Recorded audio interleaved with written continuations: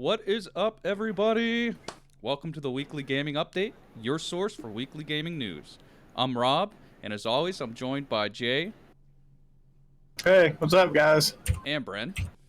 What's going on, everybody? You can find us live every Sunday between 7 and 8 Eastern-ish Yes, yeah. on Twitch and Facebook. You can also find replays on both those and YouTube in video format and on all major podcast services in audio format on Tuesdays at 2 p.m. Links are in the description or the panels or wherever. And they will be in the chat. So let's start the show off how we normally start it off. Bren, what have you been watching, playing, buying, doing? Not buying anything. Nothing new to add to the collection. Been dealing with a lot of the house stuff, and work's gotten pretty busy. Makes sense. The wife and I have been watching Last Kingdom, season 4. We're a couple episodes in on that, Rob. I know you just finished it. Not as good as the first 3 seasons. Yeah. But I think we're only two or three episodes in. His new girl toy threw us for a loop. We didn't see that one coming. Other than that, I've been, like I said, I bought Resident Evil 3. I finished it. I finished the story. Yeah. So you know how I told you when you do that perfect dodge, there's that flash? Yeah. Well, if you hurry up and aim in that window, you know how I said it like slows that she pulls the gun up and it does like that slow aim for you to get that headshot? Yeah. You're actually locked onto the headshot. You don't have to aim for the head. It does it for you. Nice, nice. And if the zombie moves, it stays locked on. Oh. Yeah, which was pretty cool. A nice little thing. It was really helpful when fighting Nemesis. Nice. And all the transformations they put him through. Now that, you know, PlayStation 4, obviously you got a lot more you can work with than on the PlayStation 1. Yeah. I do agree, man. That story was really short. I wish they would have done what they did with 2. You know, play once through as Claire, then you can play through again as Leon, or vice versa. Right. They didn't do that.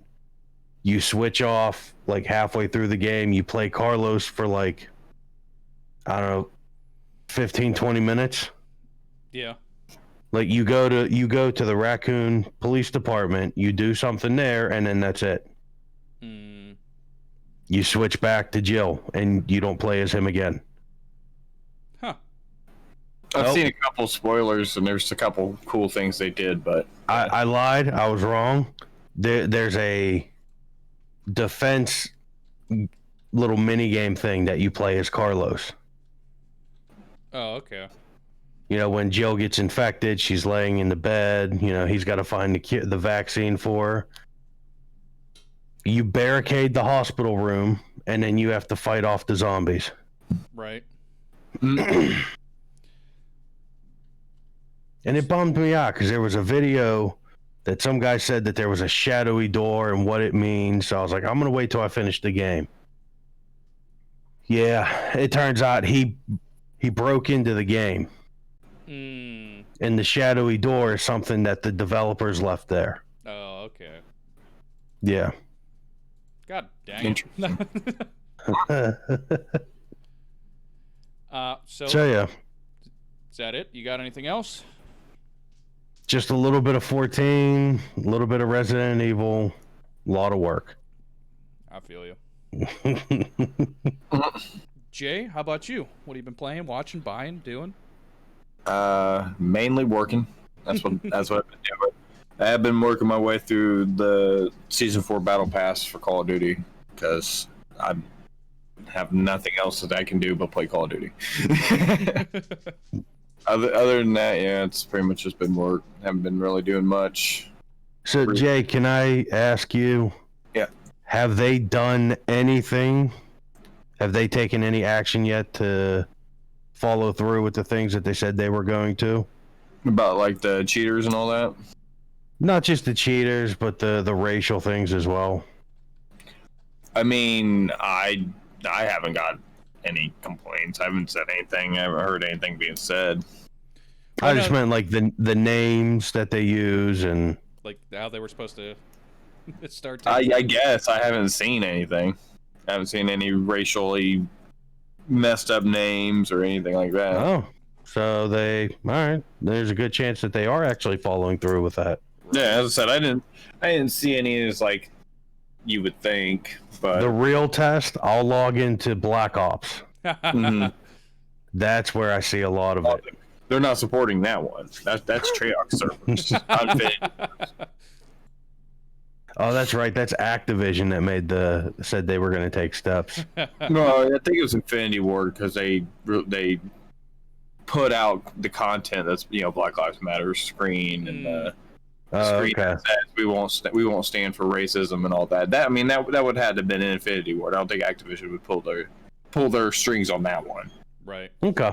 They're still a company, and companies don't give a shit. Buy their things. Yeah. Yeah. So, anything else? Been watching anything? Watching Sons of Anarchy, but by the time I come home from work, my fiance's already watched like 6 episodes. So Nice. I don't get a chance to watch it anymore. So, By the Rob? time it happens, it's like, oh wait, you're already at the end of season 2. We were like, what? We were halfway through season 1 last time I was watching. Right. It's like, yeah, thanks, babe. Love you too. Love you too. Well, Rob, what about you, buddy? So I picked up the digital version of NHL 20 for the days of play. It was like $17, so I couldn't really pass it up. I've been missing sports. Can you fight people? Yeah. Can you yourself throw in the penalty box? Oh, all the time. Nice. They did add a new game mode.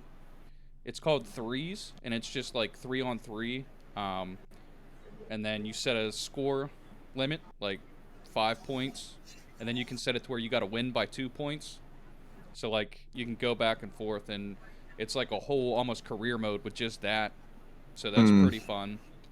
And you like got to build your team, and you can trade for other minor league teams, and you get major league players and stuff. It's actually pretty fun. Like people got fired and had to go down to a minor league team for a second, and then they can go right back up to the pros. Right. Like you've been beating the shit out of people too much. You gotta stay out 5 games. All right, well I'm gonna play minors and make like 5 games worth of money. Right. And then Someone will buy me a beer somewhere. Right. And then I've been playing Destiny. We got the new update. Tragic live event that they had. Basically, You say tragic. I've seen people with lawn chairs in videos, just you sitting on the lawn needed it. chair, just staring at it, live streaming it. I mean, it took an hour to blow the ship up. Like you just sat. I mean, even the NPCs in game are just standing there for an hour going. Is it like Majora's Mask, where they're all just like, oh no, I'm worried about this moon about to crash into us, but I gotta work, gotta make paycheck. But no, they're just all standing there gathered around, just pointing and looking. Yeah, I talk shit about Majora's Mask, but that's my favorite one. So. And they do that for like an hour, and then the rockets hit and the ship explodes, and it sends this, the ship going crashing out of just over the tower. But there's a piece of the wing that comes down and hits the tower, and it takes a half an hour for it to come down and hit the tower. So the whole event that should have taken maybe 10 minutes took an hour and a half. Drum up that hype, bro. Now, I do think that they're on the right start to try and push like the Fortnite live events. Oh, God. And it was an interesting thing to see them do. I haven't played too much past that. The one day that I tried to, I had to install shit, and it was just a long, screwed up process of me trying to play that day, and I ended up playing for like 10 minutes and just shutting it off. Right. Been there. I've been there. So then, that's pretty much all I've really been playing. I have been playing a little bit more of Need for Speed, but just messing around, driving around. And then I've been watching Altered Carbon, which, oh my god, that is a good show. If you I need to check it out. It is great. It's rated R for a reason. There's a lot of sex, a lot of violence, drug use. I mean, it's really good. So what all the cool kids are doing? Right. Yeah. Wait, not all the cool kids. I mean, yeah, no. I'm just saying, in my hometown, all the cool kids have drug addictions now. So. So I've finished the first season, and I'm starting the next season next week. The thing with that I found is, like, the Alita Battle Angel has the same kind of premise to it. I mean, even like with the city in the sky and everything, it has that same like premise to it. And Battle Angel, the original manga, came out in like 90, I think, in Japan, and then 93 here in America. Altered Carbon was written as a book in 2003, I think. So they definitely feels like they played off of it. But it all sets up perfect for the game that's coming out in, I think, next month, or later this month, with Cyberpunk 2077. Because I mean they're yeah, both I forgot. considered Cyberpunk games. And Yeah. And as Mike just asked, are we all looking forward to it? I'm looking forward to it. Oh yeah. I just haven't decided if I want to get it for console or PC, but I'll probably end up getting it for PC. Right. Might as well. I'll probably be playing it on it anyways. Yeah. Have they announced the multiplayer, or I can't remember if they did. I think they said they are doing a single player, but might tack on a multiplayer later on down the road. Yeah, I don't think they've mentioned much about the multiplayer yet. But yeah, other than that, I haven't been doing much. Trying to think if there's anything else I watched. I don't think there is. Yeah, nope, that's it. So, something that I want to bring to everybody's attention right now. We mentioned it a little bit last week, and this week everything's set in stone, and it has actually began when I'm talking about our giveaway. Ooh, yeah. So, we are giving away 3 $25 gift cards. And the link is on our streamer links, which is in the panels down below. It's also in the chat that I just put it in there, in Twitch, and momentarily in the Facebook. And all you guys have to do is go enter your Facebook or your email. And once you enter your email there, make sure you confirm your email. But do that, and then you can get more and more entries. And there's a couple. I think there's something that you can do daily. I know there's one thing you can do daily to get more. Oh yeah. And get yourself registered to win that $25 gift card. And that gift card will be for your choice of either Amazon, Nintendo's Play Store. I can't remember what it's called. eShop. eShop, Yeah. there it is. The Xbox Shop or PlayStation Network. So if you win, we'll get a hold of you and send you that digitally, the code for that digitally. Yeah. So next up, we have Jay doing... Actually, before we do that, community's question. And we're going to ask it right now. Respond in the chat. And if you're catching this on audio format, go to our website or our Discord, and you can message us on both of those. Again, both those are in our streamer links. And send us your response. But the question is, what excited you most from the PS5 reveal? And like I said, we'll get to your answers in a little bit.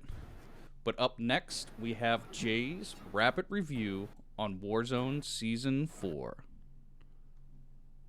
And let me know.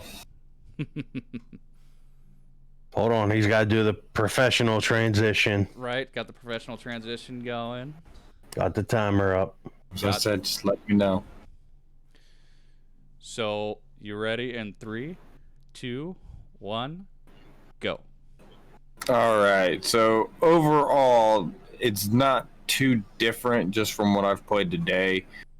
They have already taken out changes that they already put in. There was a jailbreak mode that would randomly anybody who was spectating. So let's say it was down to like 20 people in a lobby, and there was like 30 or 40 people spectating. Those 30 or 40 people can come back when there's a jailbreak mode. What? If you're still spectating a match, yeah, there's a chance you can come back. There's supposed to be a supply chopper. Haven't seen that yet.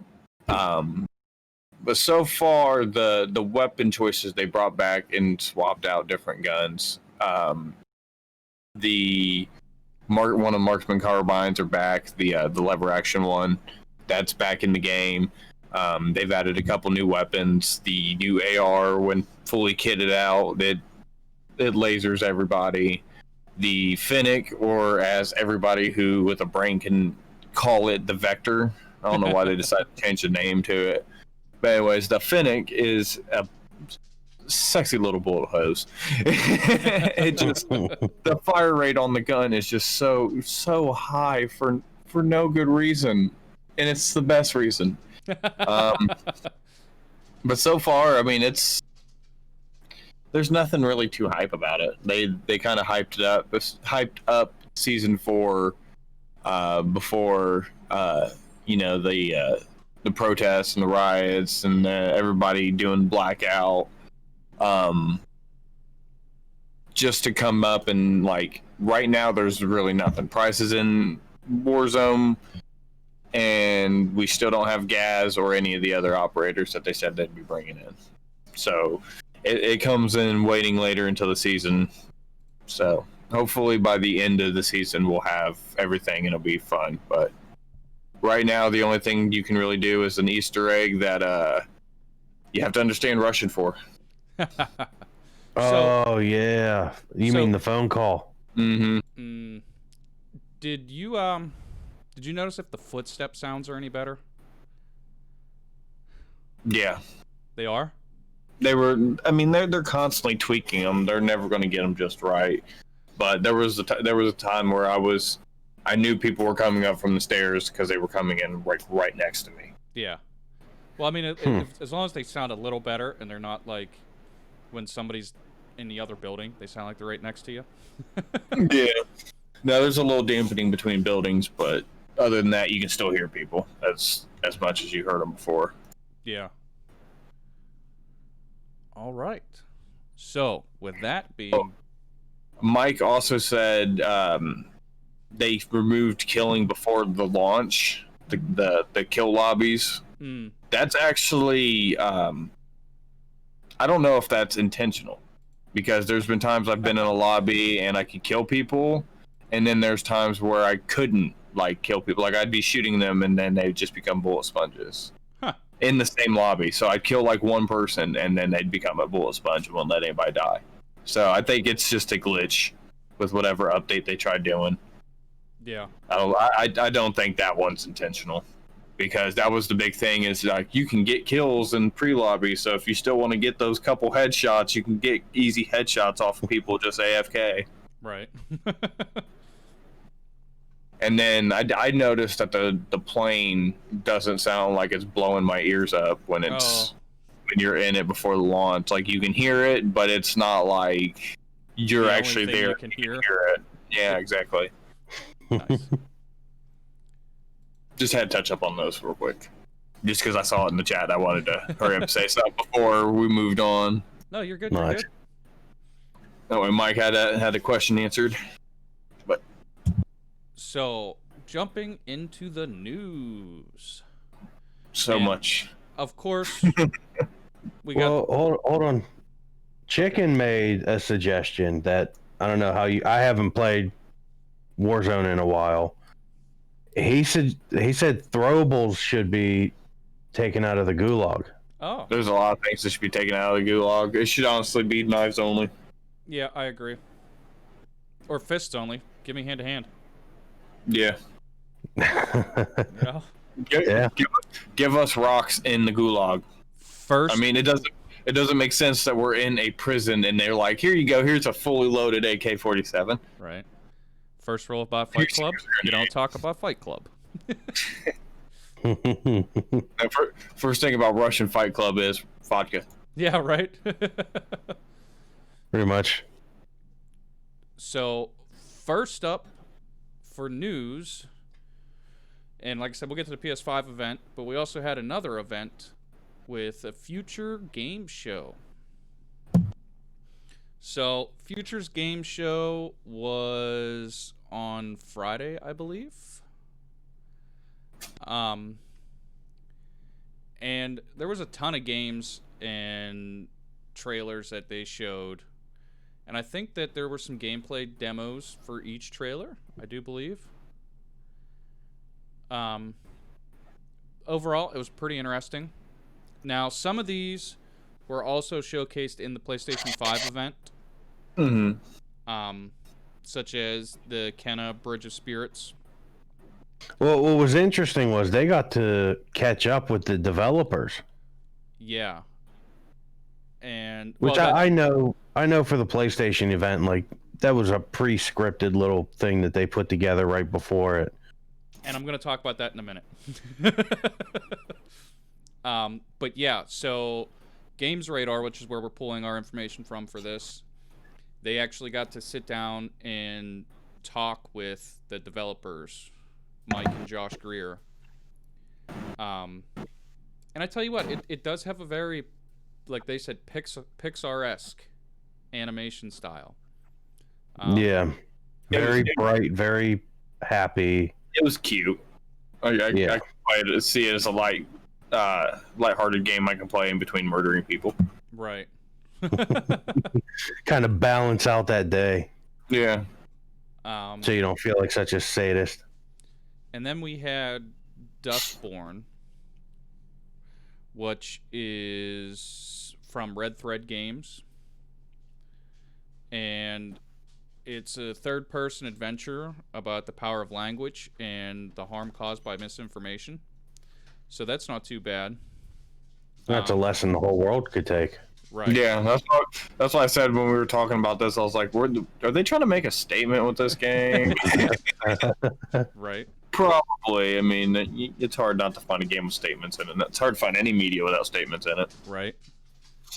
Now, as long as it's done good. Nuts. You know, it's not just overbearing and yeah. Horrible. I can't explain it without being mean.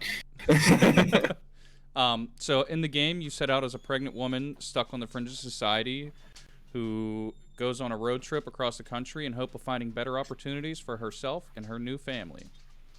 As you travel, your crew of friends and companions grows, and your vocabulary of new words, which can be deployed in a unique gameplay system through both conversation and combat. So Skyrim did it first. Right, exactly. He first run down people. Words of power. They showed Serial Cleaners, which is basically like an evidence scrubber, and it's a sequel to Serial Cleaner from 2017. And it will be launching on PC, PS4, Xbox One, and Nintendo in 2021. You know, I find it interesting. They said Cleaners will not just be making the jump from its 70s setting into a Tarantino-inspired recreation of the 90s, but from 2 dimensions to 3. Yeah. That's because the first game I think was in the 70s and it was a side scroller, and then the Right. 3 dimensions is the way they're doing 3 dimensions in the 90s now. I mean, just them saying that it's a Tarantino inspired recreation. So yeah, That takes skill. That takes skill to do the Tarantino jump. Yeah, graphics display of language. yeah. Yeah. So up next, they showed Quantum Error, which is one of the first known titles to be announced for PS5. And it's a horror game. So basically, you start as a fireman after an eerie science lab suspiciously catches fire. You'll be forced to deal with more than just a few flames through your new adventures, through Team Kill Media's survival horror gauntlet. Yeah.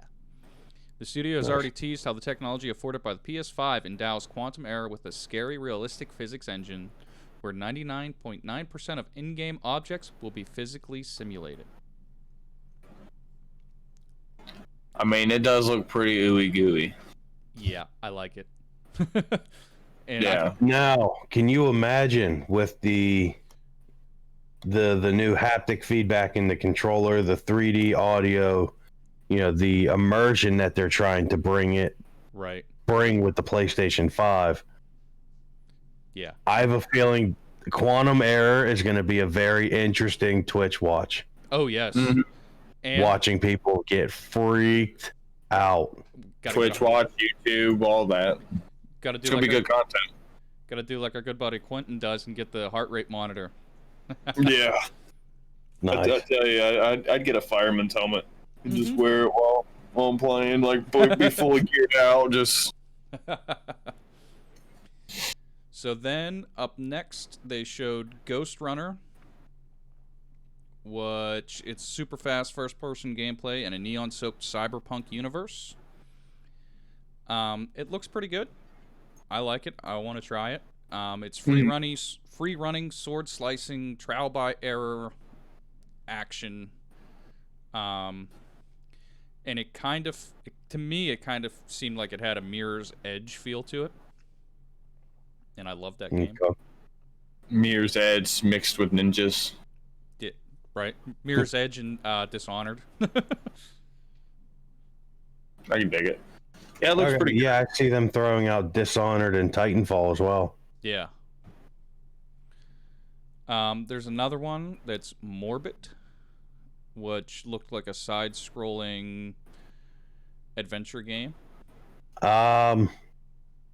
Yeah, I had the video pulled up. It didn't.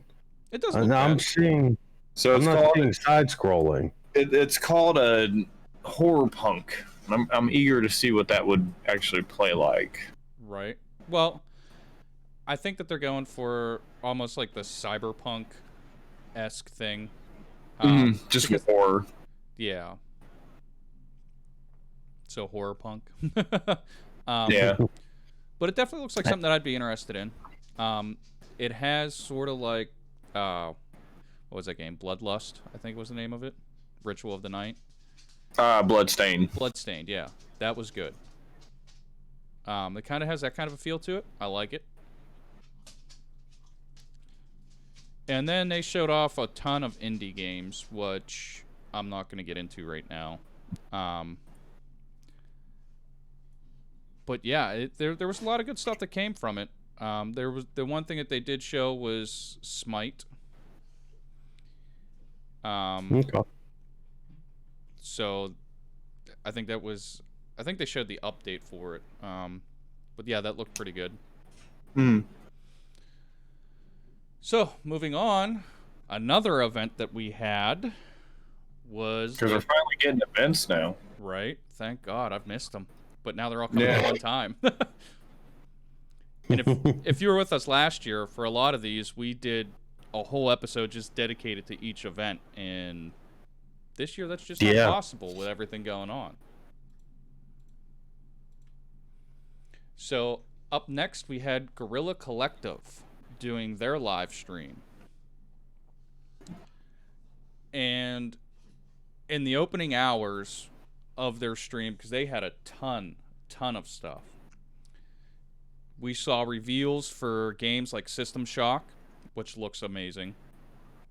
Baldur's Gate 3, which, you know, from when we were at PAX, we were super hyped about that.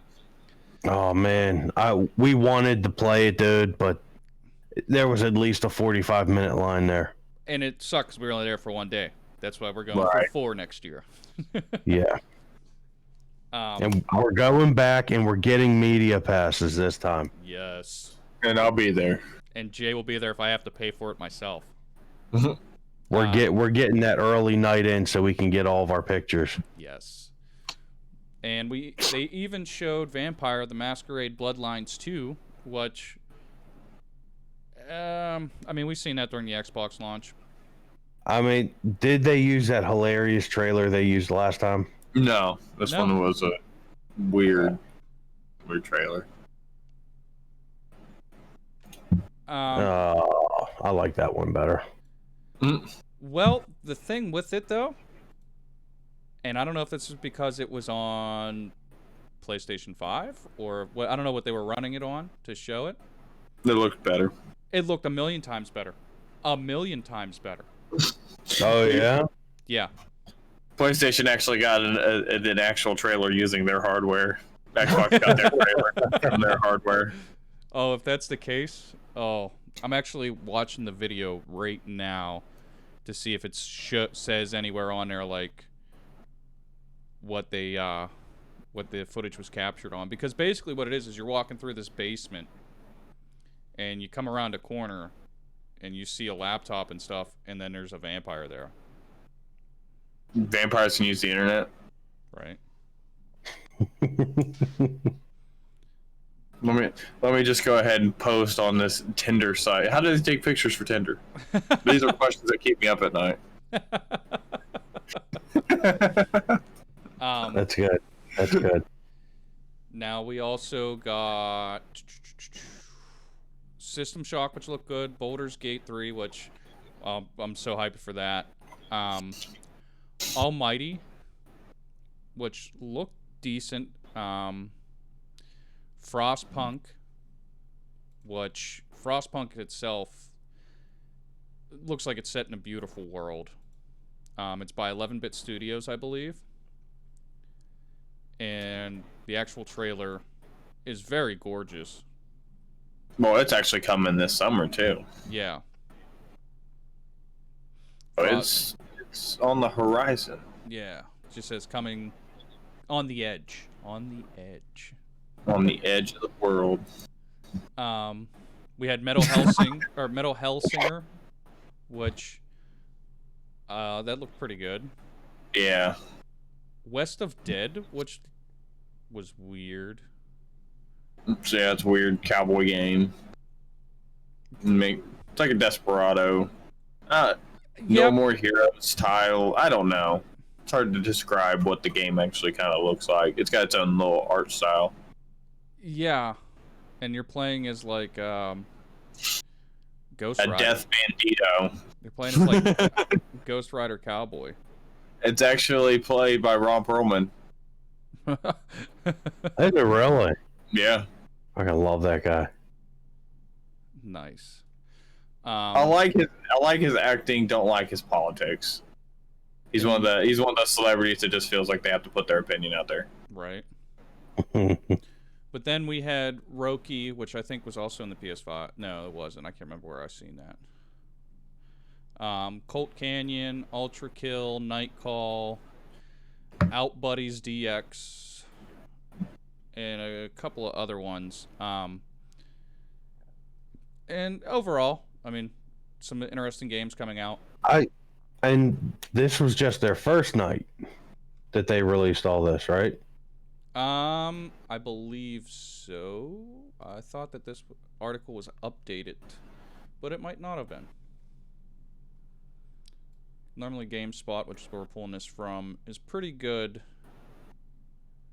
Yeah, I thought I saw up top, like, oh, this is what they showed off. Yeah, it did say day one. Oh, yeah, it just said day one. We'll have to keep our eyes and ears open and see what else there is. Right. Yeah. So then Oh, Chicken just made a good point on Twitch. we need to get You an guys Xbox need it. guy. We need an Xbox guy to set the story straight. Well, Chicken, are you volunteering? I'm not biased. I just read the news. Is Chicken volunteering to be our Xbox guy? Is that what that is? I don't know because he's building a computer, so he's going to the PC Master Race now. Yeah, so I mean, with about Xbox, is there really much of a difference? no Game Pass. Yeah, I mean, it's I have that on the computer. same thing carried over. I need to get Game Pass again. So, Brent, you want to talk about the next one? I know you're excited for this. Shadow Man. Yes, sir. I remember it a little bit. I know it was a PC only game. No, it actually came out on N64 and PlayStation 1. Did it really? I can remember you playing Shadow Man. See, I remember Shadow Run. Shadow Run was one of my favorite games, but that was Genesis. Right. So.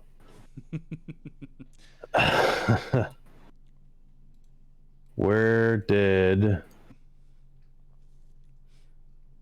is this coming? 2021. Yeah, they didn't give an exact date, I don't think.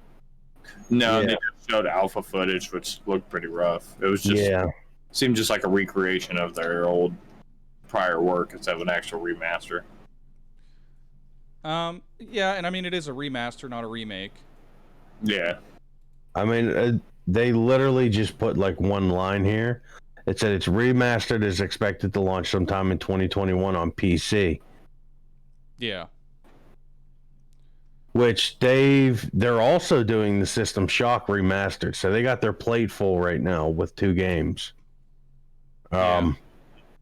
I don't know how big of a studio they are, but if they're handling 2 remasters like that, they got the crunch going, man. Oh yeah. Hopefully they don't get burnout. That always sucks. Right. So, But yeah, I mean, I can remember playing this game for PlayStation, and I liked it. And I remember you introducing it to me, Bren. That's why I figured you'd like this. I have one game that's stuck on my mind right now, And as far as remasters. Oh yeah, and we'll talk about that a little bit more in a couple of minutes. Mm-hmm. Oh yeah. Jay, Okay. Same thing I was geeking about. I'm No. looking at the alpha footage, and it's starting to come back to me. Yeah, this was an interesting game from the PlayStation, from what I can remember. Yeah. So Jay, Man, is this really the alpha footage? yeah, like I said, it just seems like it's just a complete port almost. Yeah. Mm-hmm. But the movements are a lot more fluid. Yeah. Update the animation a little bit, probably, is what they're doing. Yeah. All right. So the Star Wars Squadron. Mm-hmm. We'll take that one. So they dropped a teaser for Star Wars Squadron, which the picture is pilots wanted. So we might have some dogfighting in space games coming out. I'm super excited for that. Yeah, this is from Games Radar. It was posted 6 hours ago, and they dropped like a little teaser with a TIE fighter and an X-wing. And they, in this little video, it premieres in 13 hours, guys. Yes, so sir. June 15th at 11 a.m. Eastern Time. Probably early for, which side of the coast you're on. But it is piloting Star Wars ships in aerial and space battles with both a single-player campaign and multiplayers. Industry rumors also point to Maverick being a smaller project, so you won't expect another game on the scale of Fallen Order or Battlefront 2. So this would be, probably more multiplayer based with a small campaign. Because you can update multiplayer games. It's kind of hard to update single player games unless you add new content. Right. Yeah. Well, I mean, I did one. I had some time that I did one of the fighter battles in Battlefront 2, and I'm not really seeing a point of why they pulled that and made it completely its own game. Well, it was better in the original Battlefront. Yeah, like that I love. Battlefront 2 for the PlayStation 2. Yeah. How you could do the dogfights, you could tear down the ship section by section, take out the engine, take out the communications bridge. Yeah. And then you could actually land in the ship and destroy computers inside the ship as well. Yeah. Now, if this is what they do, they'll restore a lot of love for people like us that hold the old Battlefronts in high regard. Well, here's the thing that, regardless of its clunky aiming system. Right. Well, here's the thing that excites. That got me killed more than anything.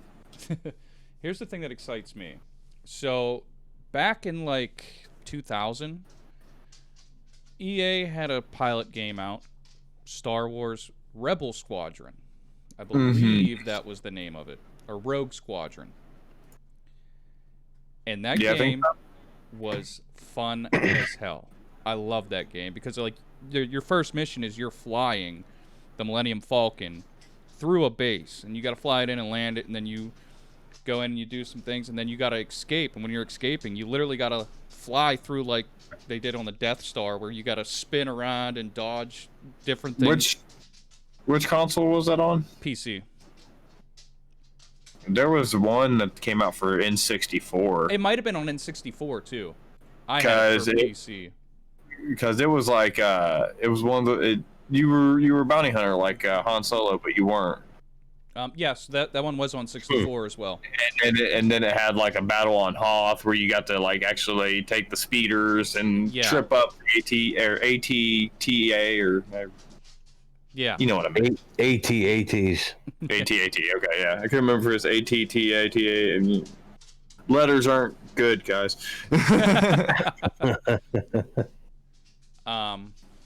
So yeah, I'm excited for that. I'd like to see how it plays out. Well, yeah. Hopefully the trailer or the reveal tomorrow is going to be actual gameplay and not just a story trailer or something. Yeah, I'm hoping so.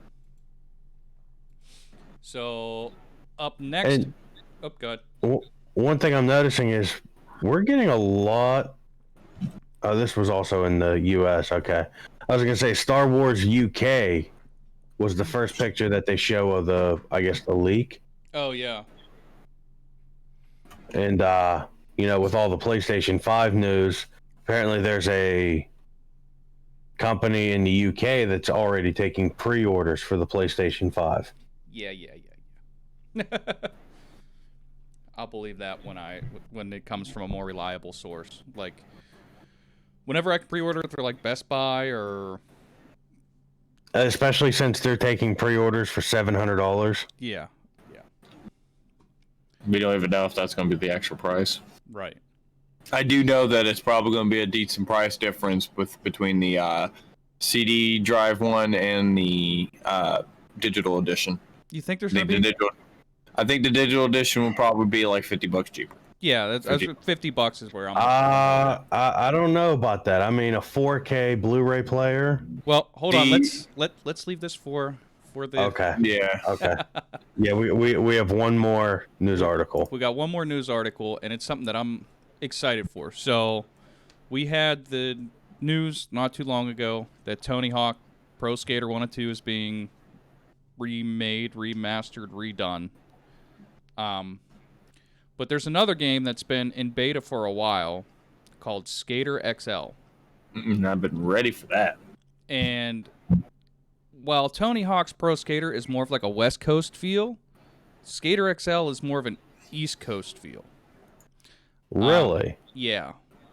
Or maybe it's vice versa. Maybe I got it backwards. No, you're about right.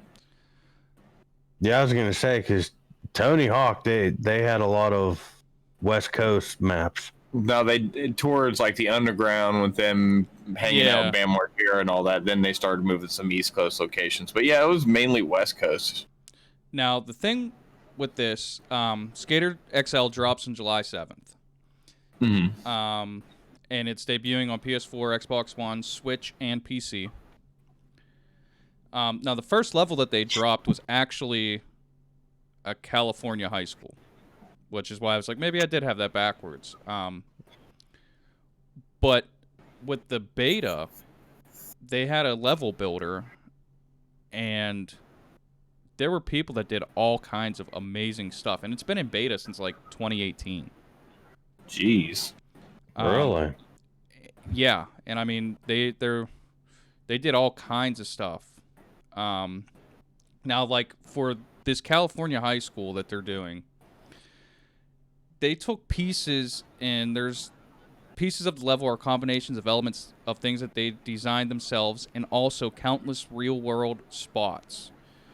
The designer explains there's probably about 50 real-world skate spots, all from real high schools and real elementary schools that people have seen in many skate videos over the year. We've got Wallenberg in there, we've got Clipper, we've got Lockwood Elementary, and he goes on to just iterate that they put so much time and effort into making this realistic. They should. And Skater, like I said, Skater XL drops on July 7th, and I'm probably going to pick that up to hold me over until September when Tony Hawk's Pro Skater comes out. I'll be playing both either way. Oh, yeah, me too.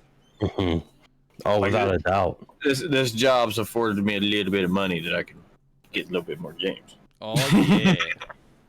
It's time constraining, but I have a feeling like if I do the early morning shows on the weekdays and late shows in the evenings, it's going to be a good Heck schedule. yeah, dude. I can't wait for you to get fully back into streaming. Oh, dude, I miss it. I didn't realize how bad I missed it until I can't do it. All right, guys, it's the time. Well, Wait, you got something? yes. Do you remember us talking about Star Citizen? Yes. They hit Okay. like the 300 million mark. Yes. Yeah, I did read that. I didn't want to They talk did it. about it because I don't want to bring more clout to it. I mean, it was about a year ago we talked about this too, and they were at what, 250 million? Yeah. Yeah. Oh, They they're still getting floated out with money? Huh? Yeah. They're still getting money? Yeah. Yeah. With no actual... It's not even early access, is it? No. It's all crowdfunding. Well, I mean, I've seen video of it. Like, there's been bits and pieces, but there's no actual build, right? No. I think there is some playable builds. But It's for like early adapters and people that put in like thousands of dollars into it. oh man, I think some people have hit like $5,000, $6,000, $7,000 on their investment. Jesus. I mean, I know video games are one of the most expensive hobbies out there, but how much money do you need to make a game that you've been in development for what, like 8 years now? Yeah. At least. Yeah. So it could, yeah, we all just kind of like screwed each other right there. it's just right. it's ridiculous how, like you guys said, that I mean it's $300 million. Hold on, let's look at how much GTA costs to make. Well, not only that, who, like, this guy, Robert, whatever his name is.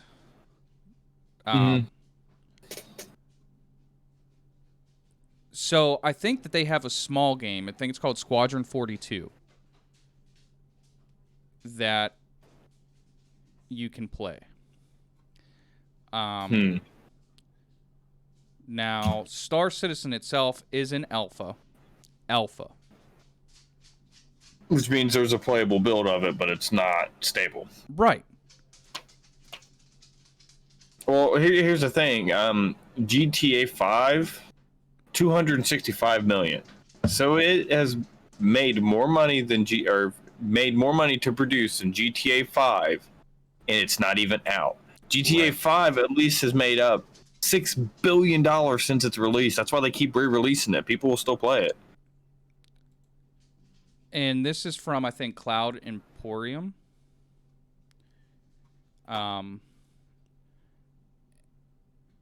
And yeah, they don't have any other games out. Yeah. They have the 2 games. Right. Yeah, they're not working on anything else. They're not working on anything else. So Star Citizen, I mean, while it has the potential to be amazing, they need to get a playable game out that they can start putting people's return on investment. Like, apparently, no, they don't. They're still making money. A ton of money. Like, I think that I was just reading that out of that $50 million that they just got, over $20 million of that, just about half of that, was from existing backers already. All right, guys. We'll put together a game. I don't know when it's going to be, but you can find it in the description in my PayPal information. Listen.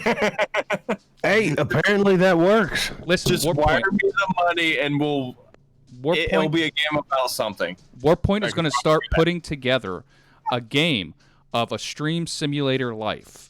You know, we're going to start doing all kinds of stuff with it, and you guys can help donate. And once we reach a certain amount of money, we'll start putting content out for the game. But we need good faith payment first. Yeah. Why not? Zoe Quinn has made what? $150,000 for an indie game that she still hasn't released. Right. And the last I checked a couple months ago, she hasn't updated her investors in almost a year. That's the thing about crowdfunding. You can be burnt. Yeah.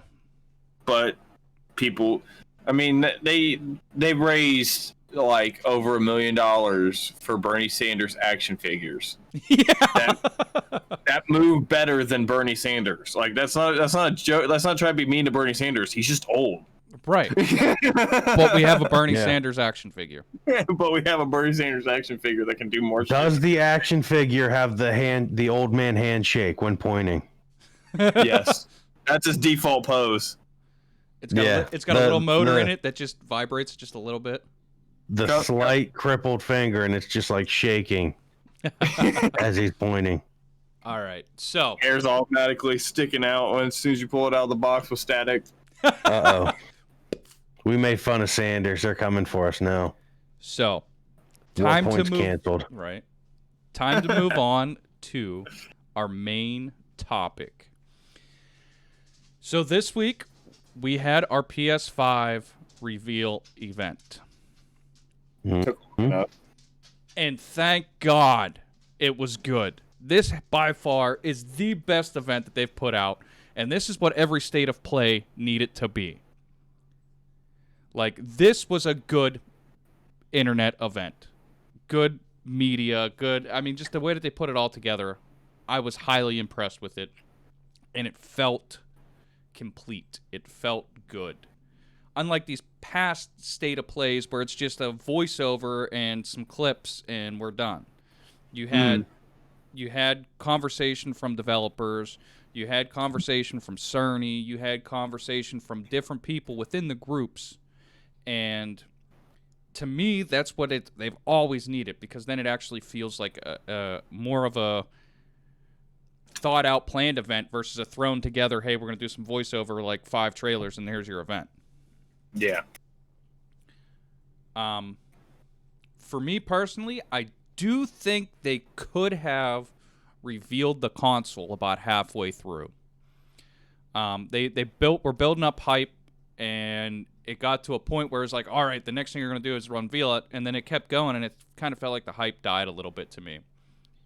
I mean, it was a couple hour long video. Yeah, it was almost 2 hours. No, I think it was like 2.5 at the end of everything. Yeah, but I mean, there was half an hour of just starting soon. Yeah. Yeah. True. Oh, I'm just talking about overall. Yeah, I think it was an Yeah. hour and a half long. I could go back and look at my VODs. Which, if you look at our Facebook, YouTube, and Twitch, my live reaction from that event is up there. Shameless promotion. I love Oh, yeah. Rob, what you should have done when they revealed what the PS5 looks like, you should have reacted like the kids who open the card packs in FIFA. Just like get up, start screaming, and then just chuck your chair behind you. I like my chair too much. I gotta say, one day I want the ability just to like have like a smashing room. Oh, yeah. Or I just put shit like glass, metal, and anytime I want to smash something, to have that smash. Because nothing sounds better than a glass bottle against, blacktop. Right. So you can just and then be like, destruction, and then leave. Nice. So, like I said, overall to me, I loved the event. And one of the big things that I thought really made it feel completed was their transitions. Those transitions were so beautiful, and they were sweet. I'm hoping that we can get those as some dynamic backgrounds for the PS5. Like, any one of them I'd rock as a dynamic background. I just imagine how our dynamic backgrounds are going to be. You can be sitting there chilling, and then all of a sudden, like, let's say you have flowers floating across the screen, like a wind effect, and they just come at the screen, and you have a controller in your hand, and you actually have that haptic feedback of it coming in and hitting you in the face, and Right. 3D sound, and they're going for that immersion factor, is what I'm saying, guys. Oh, yeah. If they could pull off immersion like that, oh my god. Horror games are going to be so much fun.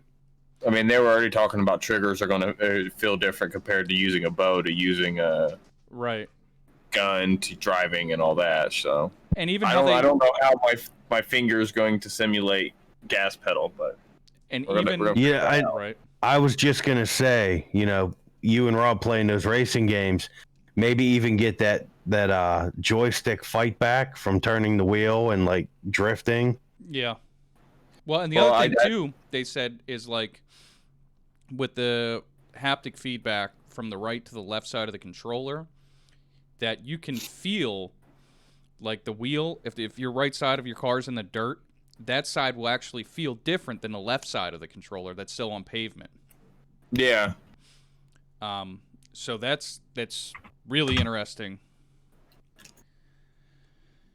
So what overall, what did you guys like about the event? Seeing the console. The reveal. The reveal Finally. itself. the actual seeing of it and seeing what it looks like. And it's pretty aesthetically pleasing to me. Right. Oh, yeah, definitely. It took a second, but yeah, I have to agree. Aesthetically, I like it. Mm-hmm. And especially since you can put it on its side, too. Right.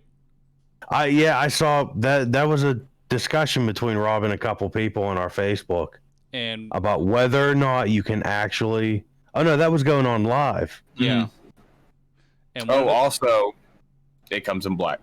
I know. I'm so excited for that. Yeah, it does come in black. I gotta find this. I think they have it in black and a Miles Morales. I knew that was coming. Spider-Man one. Oh yeah. Which they did the Spider-Man edition PS4 Pro. Right. Yeah. Well, I mean, they're Sony. Sony owns the license. They're gonna take damn advantage of it. Spider-Man was a fantastic, phenomenal game. Right. Did amazing and did so well that it got a sequel out the gate. They knew as soon as they were done with it, they're like, we got this, guys. Now, the one thing that I did notice in the picture, the disc tray and the way that it was when it was laying down was on the bottom left hand of the console. Instead of being in the top right, like how it is on the PS4 now, it's in the bottom left of the front. So that'll be cool. I wonder, is all the plugins going to be on the back of it? Oh, I'm sure. Now I'm wondering how how that goes as far as loading a disc. I mean, it's in its Because- own case. I mean, the case could probably handle the weight of the PlayStation on top of it. Well, Well, I just mean like if you put it on the bottom left-hand side like that, you have the laser underneath. Mm-hmm. You have the gears in the motor that move the laser underneath. Yeah. right. Have they gotten that good that they can make the gears and motors and stuff that small? I mean, it doesn't have a disc tray. The PlayStation 4. I mean, it just, you put it in and it just stops and then takes it in very easily and slowly. Yeah. So they've already mastered those little motors and gears. Yeah, but I mean, I've torn apart several PlayStation 4s, Pros and release ones. Mm-hmm. Those disc trays are still pretty big. True. I don't know. Well, Maybe we'll be able to break down a PlayStation 5 one day. Oh, yes. Oh yes. Now- We'll do it. We'll do the video like with a Bob Ross voice. I need We're to just gonna go ahead and put this screw over here. Oh yeah. I'm trying to see if I And can. remember, kids, hugs, not drugs. Break the anti-seize. Right. I'm trying to see if I can't find the horizontal. Chicken made up a good point too. Who needs disc? They've already mastered it with a non-disc drive and a disc drive version because they know that they know both market wants that. They want the ability to either play their disc or not. Like Brent's got a collection of physical copies. He's going to want to play any of his physical copies because he buys the special physical copy edition. Right. Not just that, man, but 4K Blu-rays. If I could actually see what true 4K Ultra HD looks like, I'm not worried about it because they probably already have an app that you can buy the movies directly from the store or stream them. more bandwidth, more data taken up. I was more... going to say, but what happens whenever, like what's going on now, you can't even watch anything in 4K. Like I have a 4K TV that is native 4K to go to Netflix, but Netflix isn't broadcasting in 4K right now. Yeah. Netflix, Disney Plus, they already said through the pandemic, nope, we cut down your bandwidth Yeah. to relieve the stress on our servers. Yeah. Well, as I said, once the pandemic opens up and the rest of the world goes back to normal. But I honestly believe Netflix, all the streaming services will be putting out 4K once it's the demand. Because right now 4K is Netflix at the 1080p stage at the first little bit. You know what I mean? When 1080p was the resolution to get, it took a little bit for all the other services to catch up. Well, at least like Netflix, cable and all that. Netflix and Amazon already had 4K before this happened. And then once this happened, they scaled it back down to 1080. And even then, you actually have to go in and turn it back up to 1080 because it's set at 720. Okay. And they have it set to anytime you log in, it automatically resets your resolution to 720. So you have to go back in and put it back to 1080. Sucks. And that's because of this pandemic. So what happens when something else happens and now they slow down it again? I mean, honestly, if something happens, we're gonna be at the end of the world situation. Grab your rifle, grab your bug out bag. There ain't no time to watch a movie. Yeah, we might be coming to the end of the world. Put your PlayStation in your bag. Make sure you run a generator. Well, but what I'm saying is they can just automatically decide, hey, you know what? We're not going to do 4K for this next month because it's Greenpeace month or some shit like that.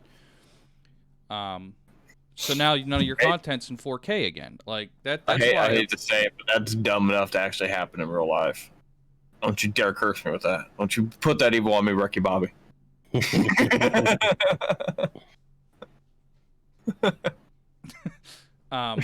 So yeah, that's one of those things that I mean, I could very easily see them coming up with something like that will end up screwing us to where we don't get digital 4K in our streaming services. True. I mean, that's always possible, but the demand is there. Or it's getting there. Yeah. So, Bren, what did you like from this event? Where do I start? For the games list, man. No, just overall. What was like some of your takeaways overall from the event? Like me personally, how I thought that it was done the correct way, unlike the other states of play, and how Jay liked the actual reveal itself. I did like it, although I felt for showcasing the console itself, Cerny should have been there. Well, he did to talk a little bit. He did talk a little bit. But I think it was in the beginning. I was gonna say I don't remember hearing him. Yeah. Oh yeah, I know he's in there. I know he's in there. It's just he's such a soft-spoken person. Or just, no, maybe it wasn't Cerny. Maybe it was Ryan. Yeah, it was Ryan. Yeah, that was my bad. You talk about soft-spoken, but nobody was sleeping during this press Right, conference. Nobody slept during this one. This is true. Maybe that's why they kept him out of it. It was just streamlined. It was just boom, boom, boom, boom. So I'm gonna go ahead and introduce to you all the new PlayStation 5, and everybody's. The moment you guys have been waiting for. What? Did we miss it?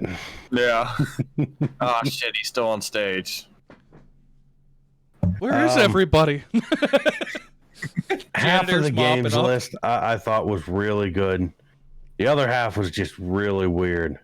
It's that perfect blend of indie and like NBA 2K21. Like you expect there wasn't going to be a 2K game come out. Like the one high school game that they showed off, Goodbye Volcano High. Yeah, I've heard so many people say that every character looks like something off of Tumblr. Wow. A lot of people are saying that game looks like it was ripped straight from Tumblr. Well, my whole thing, like how you're saying that, if you take this and you compare it directly to your competition, Xbox, Inside Xbox, whatever the hell their name of their crappy release was, and look at how far it blew that out of the water. Yeah. True, yeah. Well, also, within the first 10 minutes of it. Just this list of games. It's 25 games that all have been, like, we'll go into it deeper, but, like, games that you wanted to see out there. Full-blown series coming back. Like, and three big series come back in what we got. Right. And then they held back. They held back just enough information to keep you gripped. Yeah, like my whistle's wet. I'm like, wait, give me more, give me more. Well, not only that, it just like they showed off what the actual system can do. Mm-hmm. Yeah, you know, like the Xbox, you had all these childish-looking games that were out that looked like 360 graphics. Not even, you know what I mean? Like, it was horrible. But then you come out, and within the first couple minutes, they showed you Gran Turismo 7. In all of its beautiful glory, with everything that this thing can do. And you've seen the ray tracing of the reflections bouncing off the car. You saw in-game footage of them blasting around a track. You mean to tell me Xbox could have done that with Forza? Yeah. Even if it wasn't a new Forza coming out, hey, this is what Forza is going to look like on the Series X. To showcase a little bit of what it can do. That's the thing. Like the Inside Xbox, it was still the same old games that they've been doing. Forza, Halo. Well, like I said, even if they do that, I'm fine with it. But show what the system can actually do, not like, oh, it just looked horrible. And this they gave that to a YouTuber. Yeah, when we talked about that. Yeah. They let him go in. They gave him a dissected system to show off, and then they showed how it can almost seamlessly jump between Xbox games. Yeah. Which is great and all, but the games look like crap. Not to mention, how many people do you have to have in your house that you're pausing a game and jumping to another game? Well, another little factoid too is a lot of the games shown during Xbox's conference weren't exclusives. Well, that's the thing. Yeah. A lot, not just like one or two or three games that made a reveal at Xbox. There was a decent number of games. Every game during that was. I don't think that there was in the inside Xbox for the reveal of the PlayStation 5. I don't think had any first-party games or system exclusives. Now there were some games in this list that had exclusives, but they were timed for Xbox. For PlayStation, and then they'd be timed. I'm talking about the Xbox. PC. I think it was actually said PC release, not an Xbox release. I can't remember what game. Well, I saw through this list, but and I mean, there's a couple. We know that these aren't all going to be, but the nice thing about this event too was everything was shown on a PS5. Everything was taken from the PS5 engine. Nothing was done on a PC. I don't know. A lot of people were complaining about GTA 5's video. GTA 5 said that it was done on the PS4. It was taken from the PS4. Well, it wasn't taken from the PS5. Oh, so they never even showed anything from PS5 gameplay? Not on that, no. I don't think I it's wonder gonna why be that any is. better, but I think it's going to be like bigger lobbies. Yeah. Like actual full-blown lobbies running. Yeah, I mean, how do you improve on a game that dates back that far on an engine? Right. All right, so let's get into this a little bit with the games that were revealed from the event. So, right off the bat, you had Horizon. And at first, it was just a quick look into it, and then they went back later, and you got to view more of the game. And it looks beautiful. I'm super stoked. I'm hoping that this is a launch title. And I'm so ready for the second Horizon. Like, the first one was so good. And we only got one DLC. Right. We only got one story expansion. Right. And it's like, no, like you have such vast open world. There was so much they could have done. Right. So to give us just a little more content. So I'm excited to see where this goes. Up next, one that we all knew was coming, and you can go back and listen to the podcast in the past. And I called it the new Marvel Spider-Man, Miles Morales. I knew that this was coming. They had to do it. The first one was so beautiful, so gorgeous, and then for their tech demo, they showed Spider-Man off. And now we're getting this Spider-Man, which is a standalone expansion. It is not a sequel. It is not a it's a continuation. It's an expansion. But it's its own game, which has been done before. I mean, other games companies have done it. Yeah, so people can't cry, oh, what happened to Peter Parker? Like, calm down. Well, if you think about it, it's like the Liberty City story, Vice City stories, where it's a separate character in a universe they already have made. And Miles is in the original Spider-Man. Now, he's an adult in this one. He's a teenager. Well, is he a teenager? I thought he was like 18. Yeah, well, he looks a lot more mature when he him with just wearing the costume with just his head exposed. He looked like he was a little bit older from it. Well, Into the Spider-Verse, what? He was just starting college, wasn't he? No. Or was he finishing up at high school? No, he was high school. Yeah. Oh, okay. That's the whole P.D. Parker thing. There's only been one person that wasn't a high school student that's got the Peter Parker DNA. or the spider sense, I should say. Yeah. Well, in the original Spider-Man game, Miles' dad dies. Mm-hmm. Yeah. Which, And- I mean, that's Miles' story too. Is right. either one or both parents die. I can't remember if the comic book has both parents or just the one or just the dad. But See, I only saw Into the Spider-Verse, and I think it was just his dad. Well, did his dad die into the Spider-Verse? But I mean, regardless, he has such a unique style, Yeah. Miles, and to actually try to be able to pull all that off gameplay wise, I hope they don't cheapen it with just, one button or simple 2-3 button, Yeah. You actually Give gotta do people button the- combos. between that and jumping around and moving and dodging, keep it interesting. Right. I mean, he's going to have a lot of the same a lot of the same moves, but they need to be able to. I mean, he's Spider-Man, Yeah. so he's going to have the way of the spider fighting style. So up next, we had, and at first I didn't know what it was, but Resident Evil 8 Village. It looks so good. It does.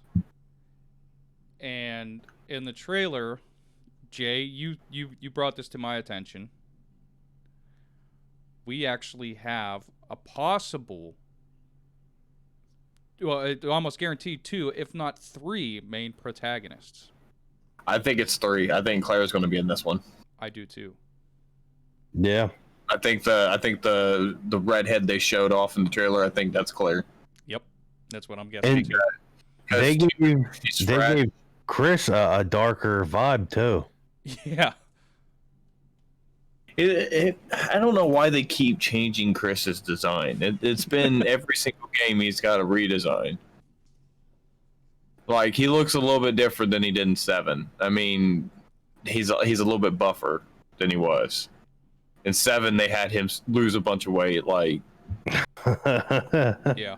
I mean, it would kind of break the immersion seeing old boulder arms coming down, parachuting. Like, don't worry, I got the mold. Yeah, Resident Evil 5, he's sitting there hooking a boulder just to push it into the volcano. Yeah. So I think I'm gonna get 7 while it's on sale because I think it's like $10 right now. Right. I was kind of hoping to hold off until I could get the VR to play that after what your buddy Jesse told us. You're gonna be able to do both though. Well, Just you have it already, so if you want to go back into it with VR and do like a VR gameplay, you could. Yeah. I'm actually going to hold off on VR until PS5 now, because everything that we read was that the actual bottleneck for the VR system right now is the PlayStation system itself. Yeah.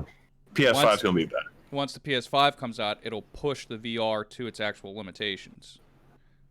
So, I mean, your boy J-Wags, even for being on a PlayStation 4, like he said it freaked him out. right. Oh, yeah. Now, can you imagine that with the 3D audio and the haptic feedback? Like, oh my God. I wouldn't move. I would just sit there and be like, "This is all right. This is my life now." Yeah, right. Yeah. I'm stuck. Help. Fear to the point of vomiting everywhere. Resident Evil 2 remake did that to me.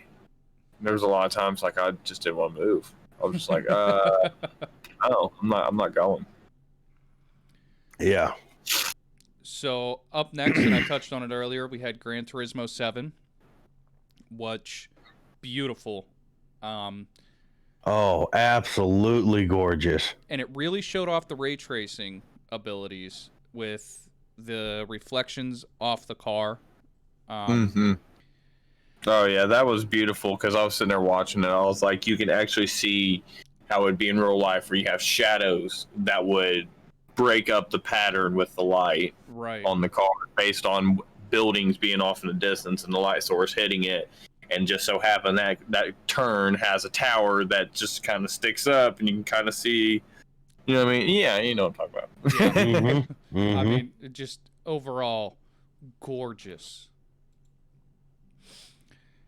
Up next, something that I wasn't expecting at first. Like, it blew me away that they're bringing this series back. I'm happy. Oh, I am too, but I just So wasn't happy. expecting it. Yeah. We have... And Good. I'm going to point this out, and I don't, some people are probably going to take it the wrong way. I kind of feel like they're pandering a bit. So, we have Ratchet and Clank Rift Apart coming out. Oh, yeah, I guess we should have discussed the title of the game first.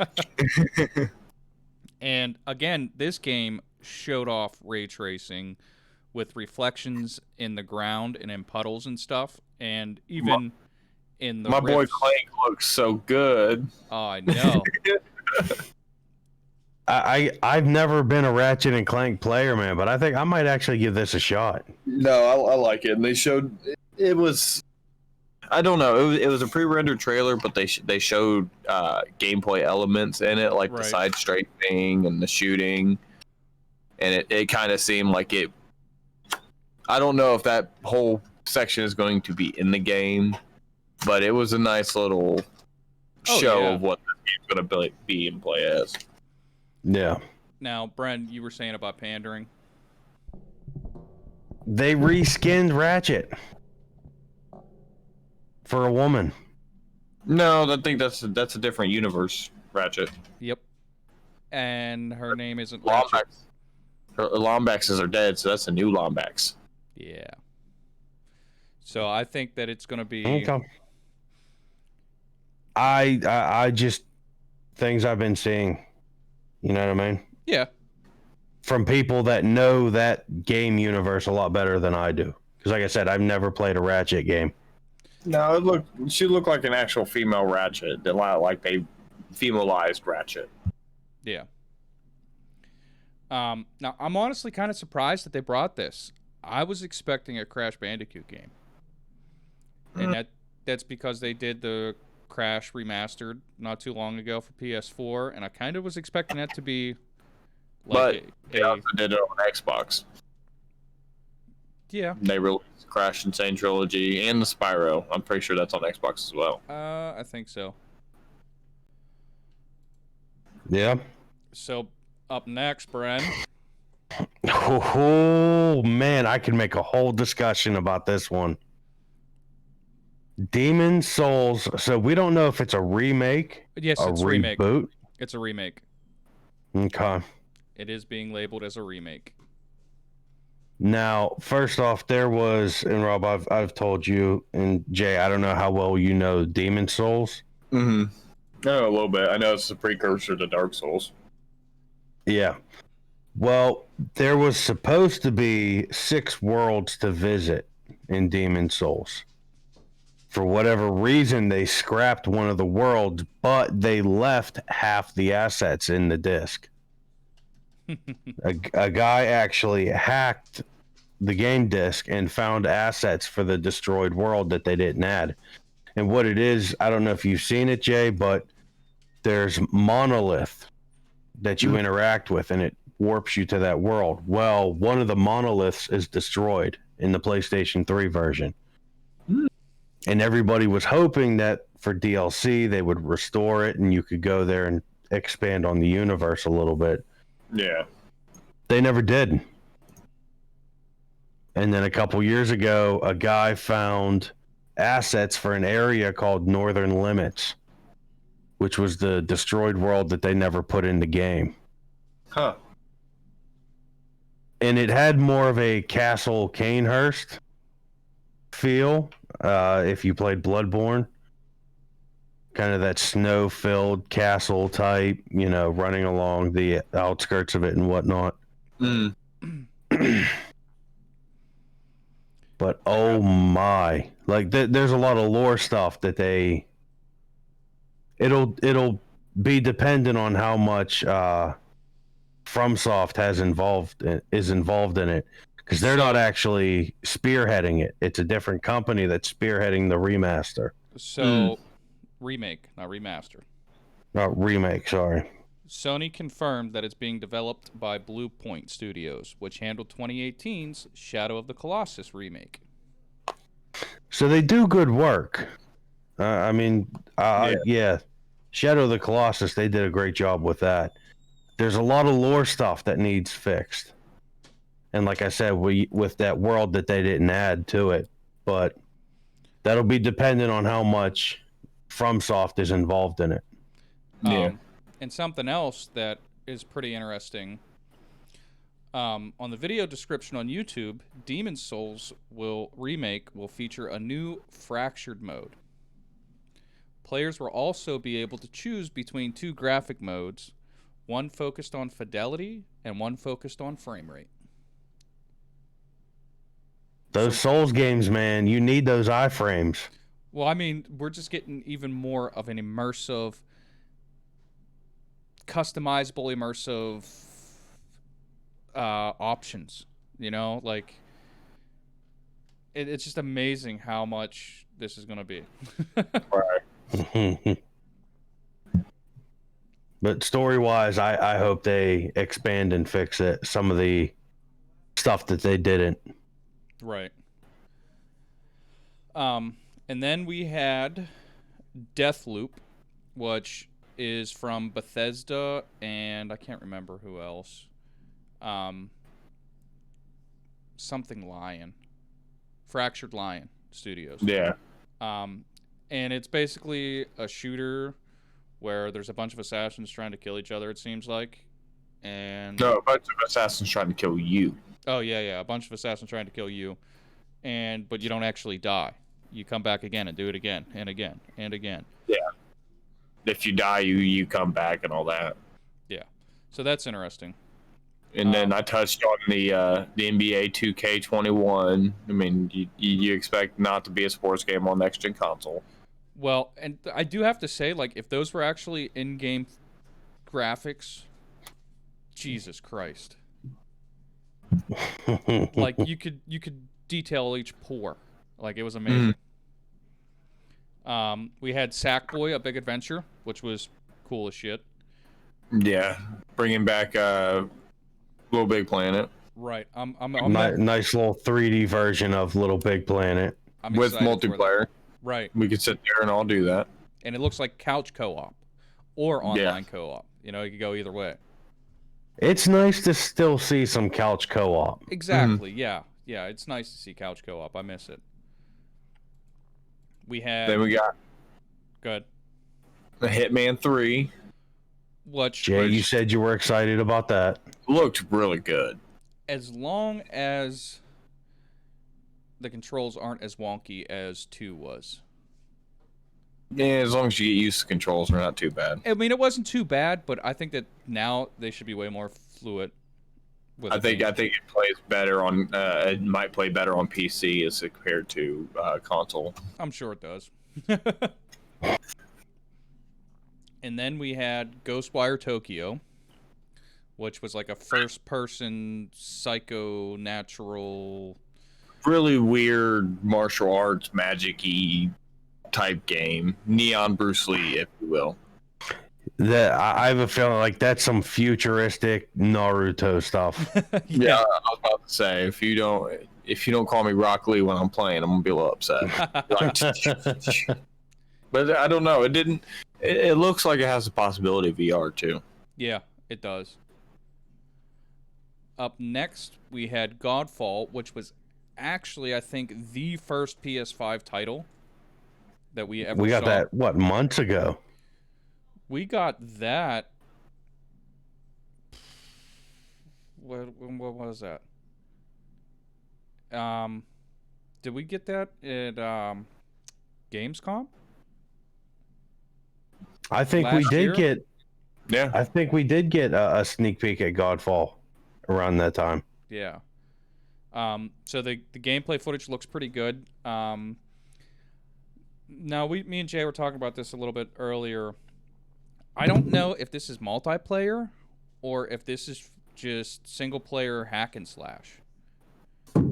Because it kind of has like a God of War meets what the heck is that name of that game, Jay? That you said? For Honor. For Honor. Yeah. So it kind of has like a God of War meets For Honor style. Oh God! As long as it doesn't play like For Honor. It has the stances, but I don't know. It looks like it could be PvE, but it also looks like it could have the potential for actual people. Yeah.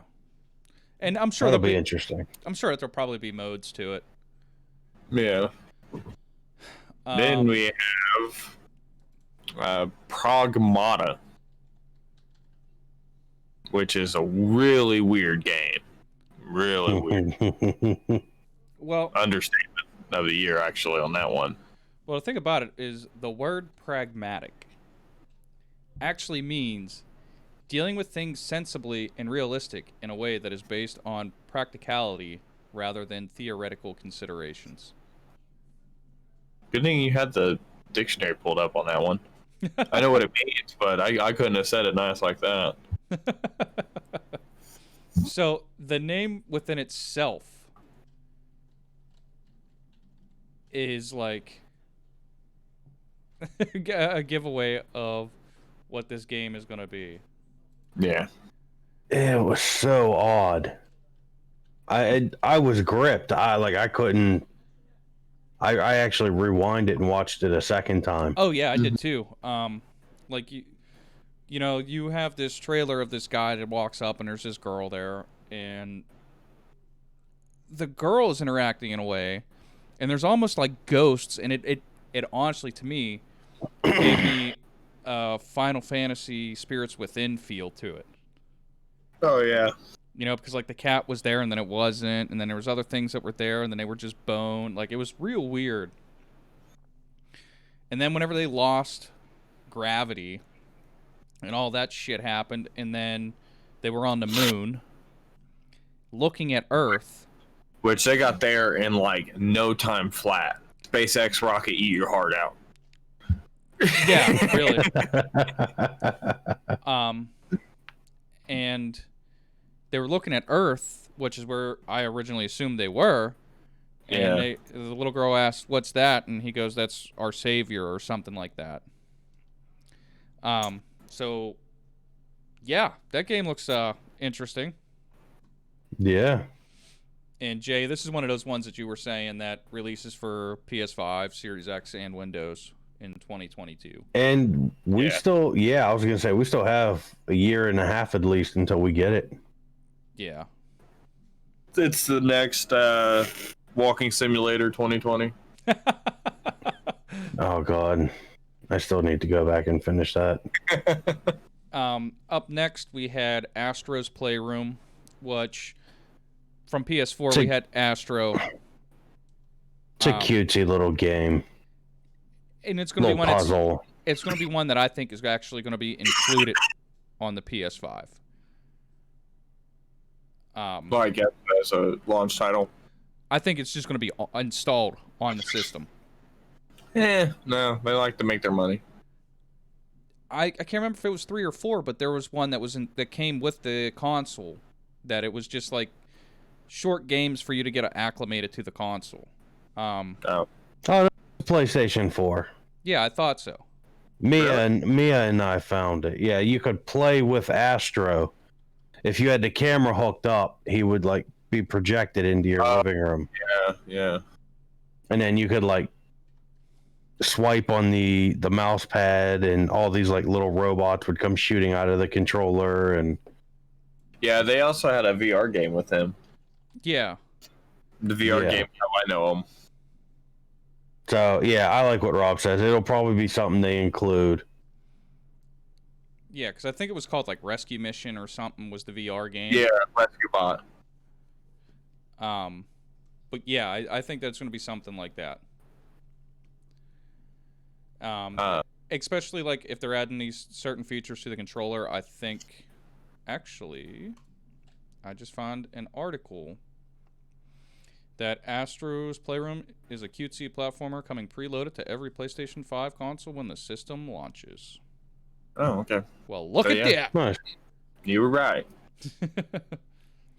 Take that, me. I just kind of figured it. Up next is one that whenever I seen it, I was super stoked. We have Oddworld Soulstorm. It looks so good. And as soon as I seen it, it like took me back to Abe's Oddworld, and I can remember like the Mountain Dew commercials with him where he's drinking the Mountain Dew and shit like that. Why is his mouth stitched? Because he was a slave. Yeah. Okay.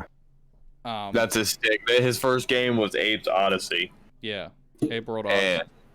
And then there was Abe's Exodus, and it was basically him saving his people from being turned into meat products. Yep. It's a pretty trippy game. I mean, I need to play it and beat it. I actually rebought it for PlayStation 4, but I never got a chance to play it. So maybe I'll do it for stream. There you go. Nice. So yeah, we had that, and that was great. I thoroughly enjoyed that. Looking forward to it. The textures look so good. The controls and the motions look so smooth. Mm-hmm. And then after that, we had The Edge of Tomorrow. I mean, Returnal. I thought it was Groundhog Day too. Yeah. I mean, whatever you want to call it. What was that one with that dude? Yeah. Quintessential die, come back again. Cycle reaper. Now, the thing that is interesting, though, is even though the main character died, it seemed like every time she came back, she lost part of her soul, and part of the world had changed. No, it seemed like the world changed like every time. Yeah. I think it's going to be like a new world every time you die. Well, no, because she was saying, like, every time she dies, she feels like she loses part of herself and becomes more part of this world. So yeah, that looks interesting. Up next, we had Destruction All-Stars from PlayStation Studios, which was like a Rocket League mixed with a fighting game. Yeah, that was pretty interesting. And it looks like once your car gets destroyed, if you can make it back to a certain area, like you could spawn your vehicle again. Or jump into a different one. Yeah, what was it? The one guy jumped on the roof of another vehicle. Yeah. And then, I mean, it looked interesting. Depending on price, I might pick that up, but that's not something that's necessarily... You know what, dude? That'll probably be like a red box rental thing. Mm-hmm. Just to check it out, give it a feel, see what it's about. You know what I mean? Yeah. And then we had Project Athea from Squaresoft. Which looks really good. I'm eager to see what the actual name's going to be, which I think it's going to be a Final Fantasy. Do you? I think it might be a Final Fantasy. It ended up becoming a Final Fantasy. I mean, you have the same team as 15.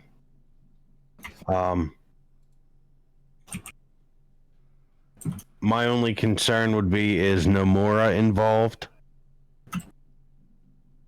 Yeah. Because if he is, we might be waiting until PlayStation 6. We might end up waiting for PS6. I mean, they showcased Final Fantasy 15 since PlayStation 3. Yeah. They went through 2 different engines, 3 different names, and God knows what that cutting room floor looked like for the story. Right. I mean, certain members of that team, yeah, I mean, the game 15 looked beautiful. Yeah. It played great. The story was awesome. Just a long wait to get there. Mm-hmm. Yeah. And I mean, they didn't provide a launch date. All they really said, Sony said on their blog, was Project Athea will take you on a thrilling, overworldly adventure. It is going to be action-packed and at times twisted, tempestuous, and forbidding. It is a journey that we will want to feel as much yours as it is our protagonists. Whatever the fuck that means. Yeah, right. Awesome. It's going to be an interesting story is what it tells me. Yeah. It did look beautiful. Look. The only news we want to hear from Square Enix: are you working on Part 2 for 7 Remake yet? It's already being made. There Oh has yeah, to be. but where is the info on it? Yeah. They're not gonna say anything. They're gonna wait, and then they're gonna drop a bomb. They're gonna drop a teaser because they said that they're gonna try to release it in chunks. So we might end up just getting DLC for it. I'm okay with that. Just give me something. I'm already done with the game. I need something else. Yeah. Play So, hard mode. I mean, it's I Square did. Enix. Like Rob said, they could release Part 2 as a whole nother game Yeah, with its own First Class Soldier edition. but Yeah. with the fact that they released a game disc that you had to download first, and then you had a play disc. Well, I don't think. That game disc could have been your little start ticket, little entry, and then you buy your DLC in chunks later on. Kind of like a key to unlock sections. Yeah, like when part 2 comes out, you can have it downloaded, and it Could adds you on. imagine how jacked off people would be when they download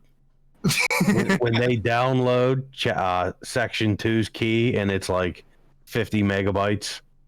No, no, it better be gigs. It better be the modern RPGs. Like, yeah, you guys had it all along. You just need this access key. That's all. Right. So up next, we had one that was kind of weird. It was called Stray. And, Or as I like to call it, kitty kitty meow meow. right. Kitty, meow, meow. Yeah, there you go. You played as a stray cat living in a world of robots. That's all we got. Yeah. Nothing weird about that.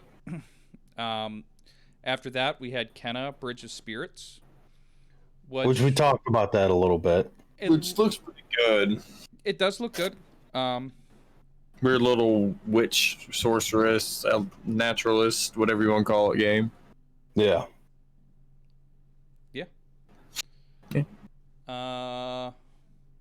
And that's the one that I was talking about, that she has that staff that she can turn into a bow.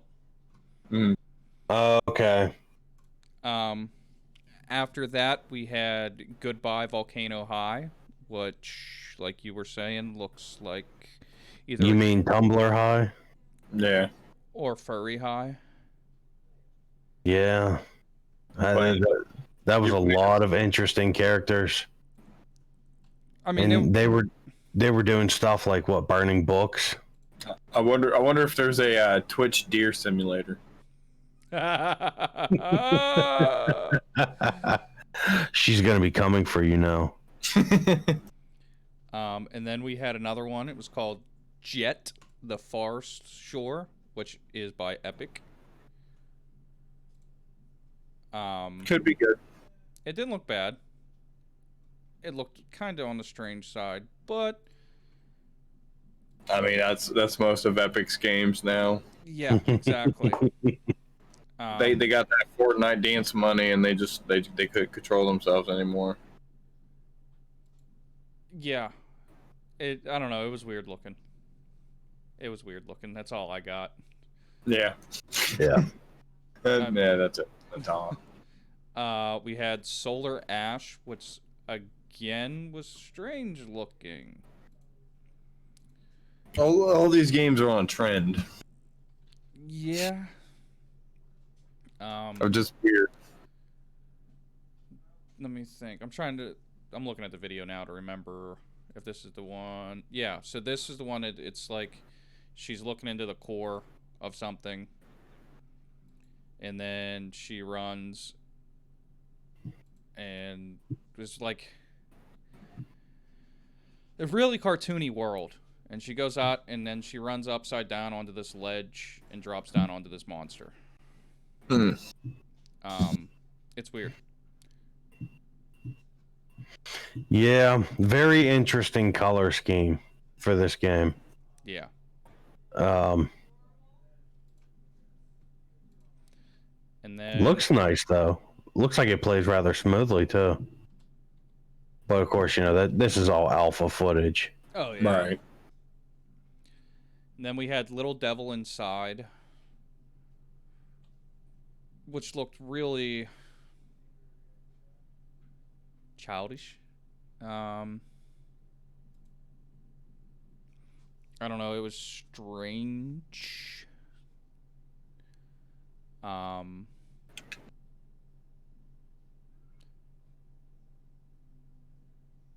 And they're already apologizing for the game. Why? Little Devil Insider developer apologizes for racist stereotypes in its reveal trailer. This is interesting. Studio denies referencing any real African and or Afro-American human tribes. Oh God. Huh. Racist caricatures. Mm-hmm. So yeah, I pulled Eurogamer, Rob. Yeah. Yep. Yeah. In a substantial statement shared via social media, the team said no one, not just limited to team members, has ever commented or hinted on the character designs, and they had not referenced any real African and or Afro-American human tribes, despite the trailer including enemies with dreadlocks, large lips, and loincloths. And there is one spot in there that the character's like running through the woods. And there's these creatures. And that's what they look like. Our creatures are chasing him. Yeah, I don't know. What? Oh, that's right. Yeah, it looks like he was telling a story, and then it cut to an explorer guy. Yeah, I don't know. It's weird. And then we have the last acid trip of a game. Oh God, this thing. Called Bug Snacks. And what Bug Snacks is like these bugs that eat these fruit, and when they eat the fruit, they turn into the fruit in some sort of way or shape or form. Not just fruit, food. So it's like a cloudy with a chance of meatballs meet a cannibalistic, ritualistic society. Yeah. Wow. Yeah. I made it halfway through that little presentation because they kind of dragged this one out a little bit. Mm-hmm. And mentally I just checked out. Yeah. I mean, I don't know. Maybe it's designed for preteens.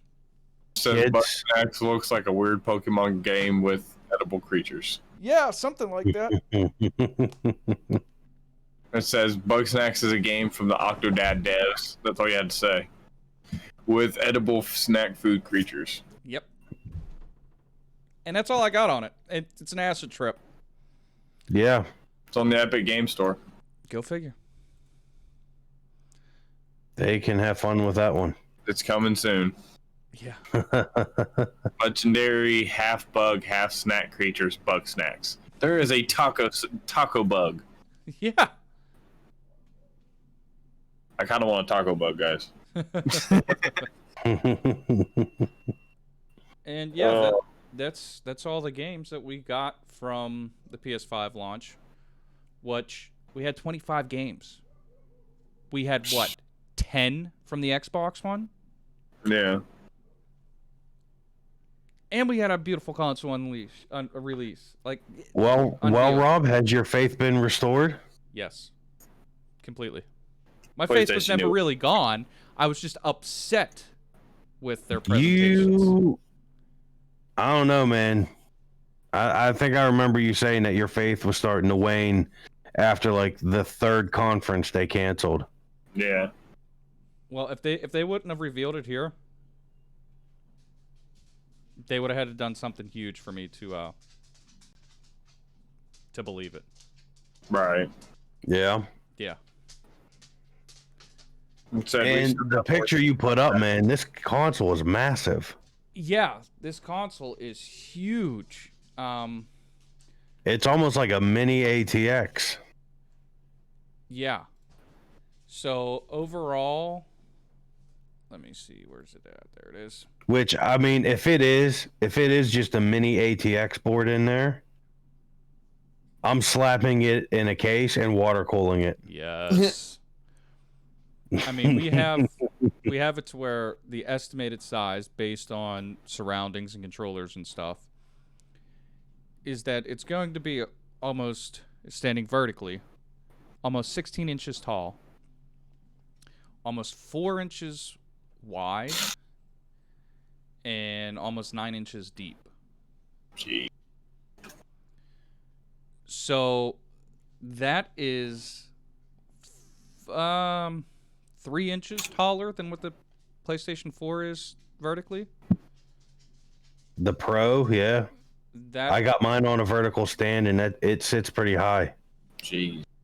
that is almost twice the thickness of a Pro. Now Thick. it's not as deep. That's the thing, though. It's not as deep. It's only 9 inches, 9 inches deep. But I wonder how much this has to do with cooling. Right. Yeah. I mean, if you think about how big the battery pack is in the PlayStation 4s, which, I mean, anybody who's watched the teardown video or the teardown video that you and I did, Right. which I don't think you put that out yet. I thought it did. That battery pack's pretty big, man. Yeah, it is. It's huge. And to divert something like that, where did you put it? Well, maybe it's taller and thinner. Maybe this doesn't draw as much power. We don't know. Yeah. We don't know how the fans are set up. There's a lot we don't know. Mm. And we're just going to have to wait till we get our hands on it to see it. Yeah, I mean, how efficient are those Zen 2s Right. as far as their total draw? I mean, the Pro was already remodeled Mm. once. Right. The launch Pro that I have uses a big 3-pin PC tower wire. Right. And months later it was redesigned to use a small 2-pin like the regulars. Right. You know what I mean? I'm excited. I want to rip one open. As soon as it comes out, it's like I just want to rip it open now. We're going to have to rip 2 of them open. Dun, dun, dun. One of the You mean the digital and the... Yeah, one of the original and one of the digital. Yeah. Now, how do you guys feel about that? Honestly, about a disc versus discless. I know we talked about it earlier in the show. It was a smart move. Yeah. Agreed. Because like Jay said, you know, I enjoy my physicals. I love my steel books. I'm just gonna buy a digital edition. Yeah. Sorry, guys. No, you're good. And I mean, they're saying expansion slots and using external drives for the PS4. It's a done deal. Yeah. That's Yeah. gonna be the best console. I mean, think of how many people are just going to move all their games from the PS4 to an external drive, unplug it, and then just plug it right into the PS5. Right. Yeah. Seriously, Done deal. pretty good.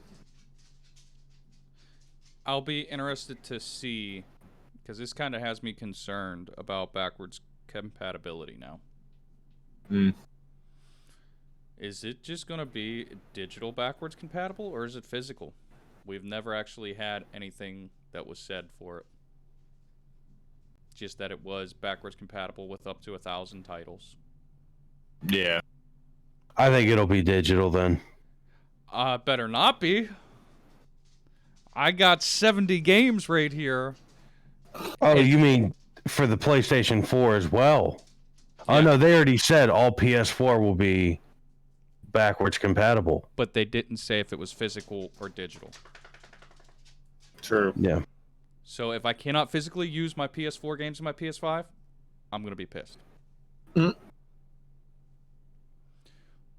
But We only had one response to our community's question, and that was Chicken. And he said, I believe it was Chicken. Yeah, it was. He said that he was most hyped about the general look of games and that next gen graphics are sick. Yeah. So, on that, if you guys want to respond to our community's question, join our Discord, go to our website, links in the streamer links in the chat on both, and in the description down below on Twitch. And I'm putting it in the chat right now. And if you're listening to us on digital or on audio format only, it'll be in the description of this episode. So Yeah. come join our contest giveaway, which is also on our streamer links. And we'll be announcing that winner next week. No, Yep. week after. Week after? Isn't it the week after next week? Week after, 28th. Okay. So yeah, come join us for that. And we want to thank you guys for watching and listening to us ramble, discuss, and talk about everything. It was fun. Yeah. Come back next Sunday around 8-ish for the live show, and then again on Monday for the recaps for your weekly gaming update. As always, we'll catch you guys at the warp point. Peace. All right, guys.